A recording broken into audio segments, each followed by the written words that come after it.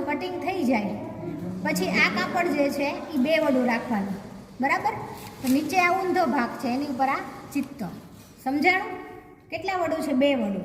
હવે આ બધા જે ફરમા આપણે કર્યા છે એને આવી રીતે મૂકી દેવાના. તો આવી રીતે આને મૂકી દીધું, આ પાછળનો ભાગ.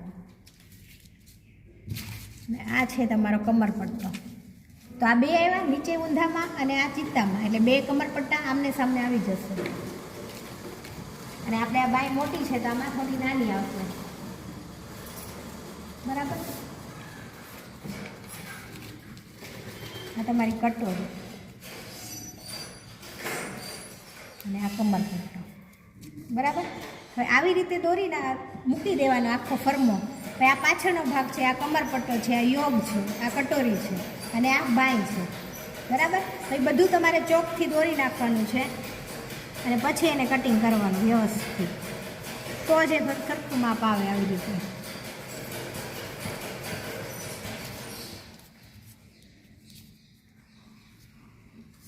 બરાબર? કટોરીને એવી રીતે દોરી જ નાખવાની. પણ આ 2 ભાગમાં જ રાખવાનો. એક ભાગમાં સિંગલ ભાગમાં રાખો તો ડાબી સાઈડની કટોરી અને જમણી સાઈડની કટોરી એક જ સરખી આવે. તો નીચેનો ભાગ ઊંધો રાખવાનો અને ઉપરનો ભાગ ચિત્તો રાખવાનો, તો તે ડાબી અને જમણી કટોરી દેખાશે અને આ ડાબો અને જમણો કમરપટ્ટો આવશે, બરાબર?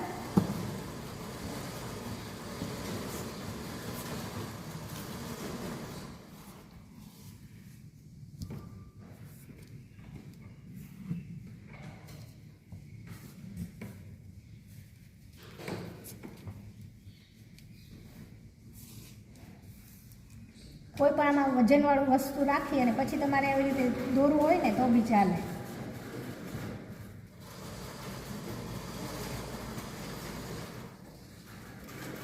બરાબર?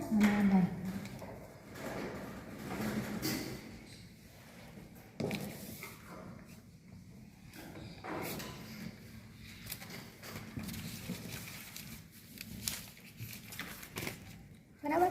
અને આવી રીતે આખો ફરમો મૂકીને 2 વડું કાપડ લેવાનું અને એમાં તમારે દોરી અને પછી જ કટિંગ કરવાનું. આપણે પહેલાં જ્યારે પેપરમાં કરીએ છીએ ત્યારે 4 વડું કાપડ લઈએ છીએ અથવા પેપર લઈએ છીએ અને આમાં 2 વડામાં જ કરવાનું. એટલે 2 કમરપટ્ટા, પાછળનો ભાગ એક, તો અડધો ભાગ આવ્યો, અડધો આ પાછળની સાઈડ આવ્યો, બરાબર? 2 કટોરી, 2 યોગ, 2 કમરપટ્ટા અને 2 બાયો. બાયો આખી સીધી જ મૂકવાની, તો ઉપર અને નીચે 2 સાઈડ આવે.